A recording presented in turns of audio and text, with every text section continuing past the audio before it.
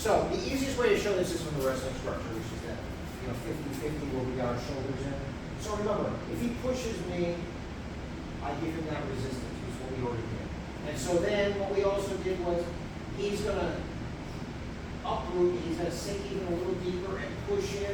And I can try to resist him, this is gold, but then I realize, oh shit, at some point he's gonna push me over, he's pulled.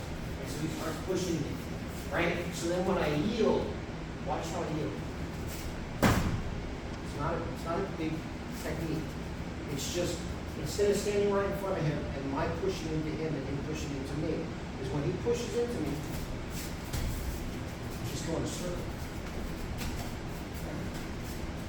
And go in there. Well, the other direction. Like, let's say, just stop for a second. Let's start right here. My still frame. His desire is to push me into that bag, right? Meaning that it's a game. If he can push me into that bag, he wins. So normally, if I just fight him and he's strong, he's going to start making some headway.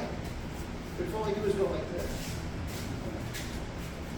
Not laying anywhere to the bag either, right? So he may turn to try to get me back in that direction. Let's say I was nice, I let him do that. All I have to do is do this. And guess what? I'm not going back toward the bag anymore. You see what I'm saying? So he keeps trying to push me to the bag, right? Exactly. So I go, okay, I'm just over. This is yielding, right? I'm not fighting him one-on-one, right?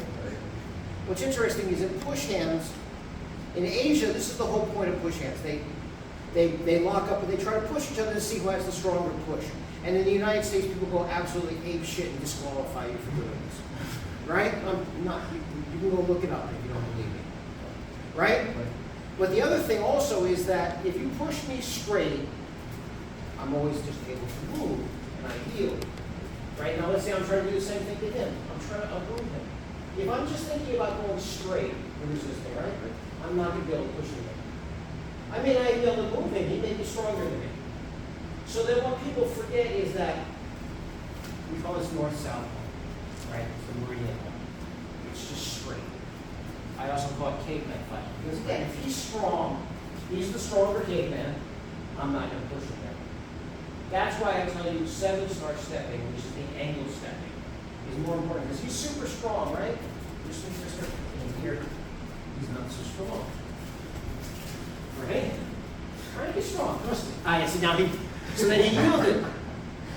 Right? So it's a game of, am I pushing you straight, or am I going to push you using what we call the 7-star, meaning the zigzag? Right? And the better I am at pushing you, the less likely you're going to be able to just stop me in my tracks with pure force. Then you have to yield. Then you have to use the Jiao, which is you, which is also Ju, like in judo, which doesn't mean soft, by the way, because if anybody has done judo, there is nothing soft about them picking you up and throwing you on your head on the mat 12 times a day.